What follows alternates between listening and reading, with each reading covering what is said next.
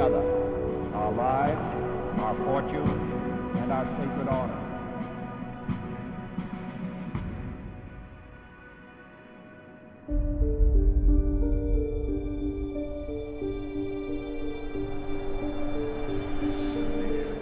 While John Adams was writing the Declaration of Independence in July of 1776, his wife Abigail Adams was going through a very personal crisis of her own. At the very moment of the birth of America as an independent nation, Abigail experienced the tragic stillbirth of her fifth child. Her grief was compounded by the loss of her mother just months before during an epidemic that swept across the colonies. This episode, in the life of John and Abigail Adams, reminds us that when the American founders pledged their lives, their fortunes, and their sacred honor, a large portion of the sacrifice was borne by the wives and families of the patriots.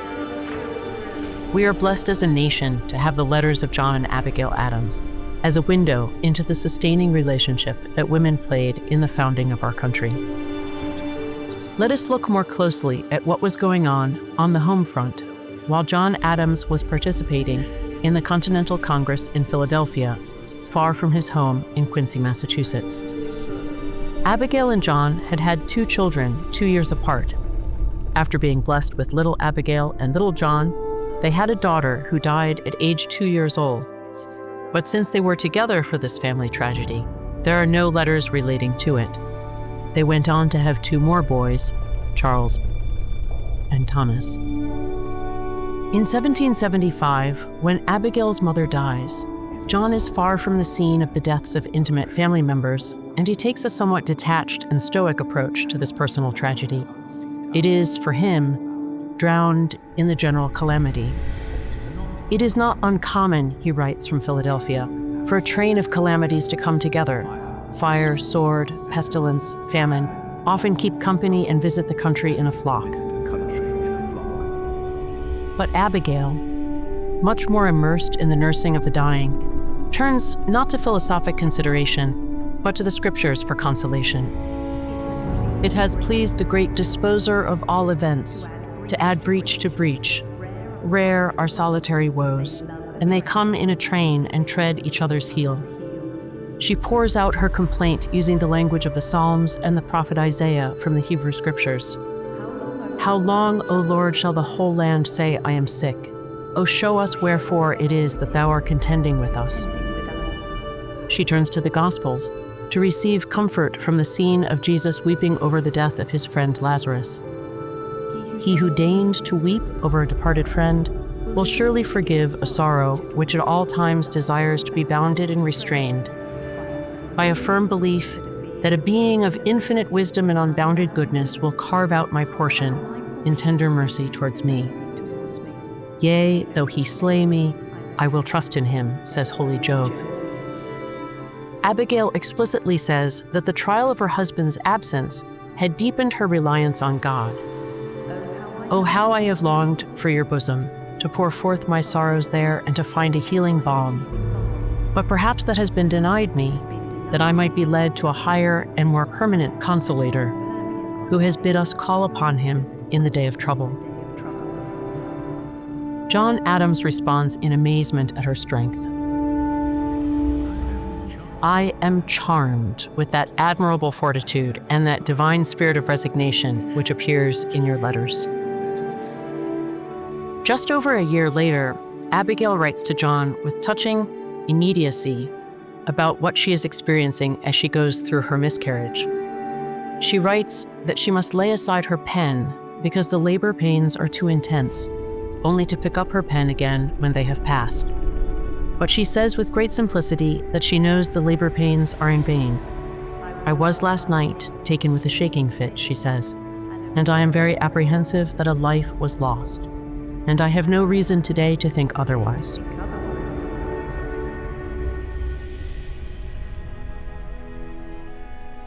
John writes to her his famous compliment. It gives me more pleasure than I can express to learn that you sustain with so much fortitude the shocks and terrors of the times. You are really brave, my dear. You are a heroine.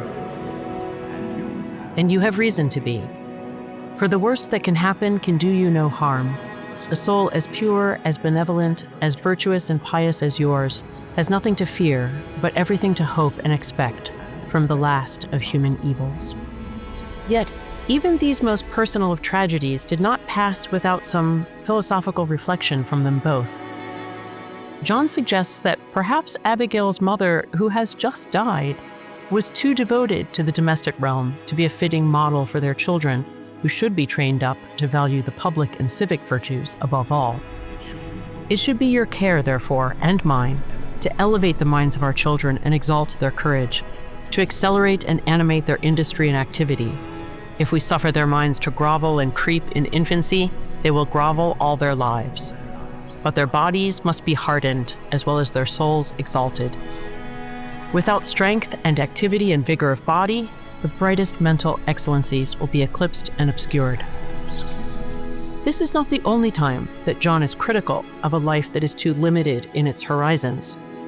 Reflecting on the great Roman philosopher Cicero's discussion of the levels and degrees of human sociability, John thinks that too great concern for the personal and the local can pervert the intellect and will. But Abigail adroitly responds by quoting and acknowledging Cicero's dictum, "Our country is, as it were, a secondary god and the first and greatest parent. It is to be preferred to parents, wives, children, friends, and all things, God only excepted. For if our country perishes, it is as impossible to save an individual as it is to preserve one of the fingers of a mortified hand." Nevertheless, she gently reminds him that his absorption in public affairs sometimes leads him to neglect important domestic duties as a father. She reminds him that he is responsible for the moral education of his children. She points out that his children's virtues would be doubly enforced could they be indulged with the example of a father constantly before them. She insists that public virtue must be backed up with virtue in private life as well, that civic obligations cannot be separated from religious and moral obligations. I have been led to think, from a late defection, that he who neglects his duty to his Maker may well be expected to be deficient and insincere in his duty towards the public. Abigail insists that merely civic motives cannot replace the more internal motives of religion and morality. Let revenge or ambition, pride, lust, or profit tempt these men to base and vile action, you may as well hope to bind up a hungry tiger with a cobweb as to hold such debauched patriots in the visionary chains of decency, or to charm them with the intellectual beauty of truth and reason. She clearly got through to John, because years later, looking back at the founding, he echoed her image. We have no government armed with power capable of contending with human passions unbridled by morality and religion. Avarice, ambition, revenge, or gallantry would break the strongest cords of our Constitution as a whale goes through a net. Our Constitution was made only for moral and religious people. It is wholly inadequate to the government of any other. Abigail's insistence that religious and family obligations are fundamental to a thriving republic helped shape America's founding. George Washington would famously confirm this insight in his farewell address. Of all the dispositions and habits which lead to political prosperity, religion and morality are indispensable supports. In vain would that man claim the tribute of patriotism, who should labor to subvert these great pillars of human happiness, these firmest props of the duties of men and citizens.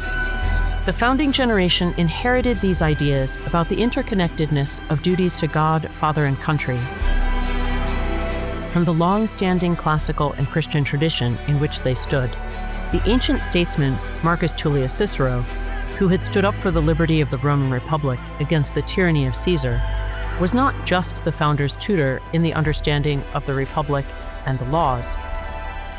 The American founders had been educated in his moral philosophy by reading his book On Duties, which was the textbook for ethics throughout the Christian ages and into the modern period.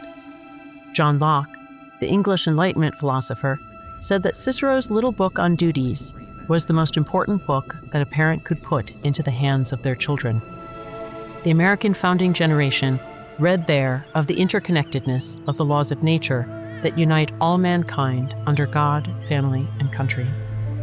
Even as the American founders demanded their rights, grounded in the laws of nature and of nature's God, they acknowledged their duties to God, family, and country.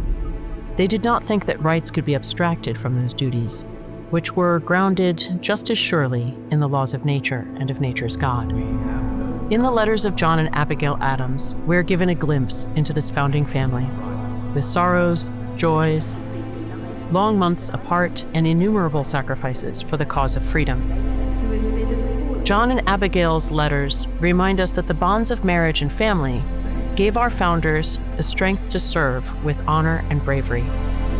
And like Abigail Adams, many of the ladies of the founding played an indispensable role in American independence. They ran the family farms and businesses, made warm clothes for freezing soldiers, prayed for a swift and definitive victory, counseled their husbands, and reminded the young republic of the importance of duty to God, family, and country. And we will forever remember the ladies whose quiet service and tireless toil helped give birth to this new land of liberty.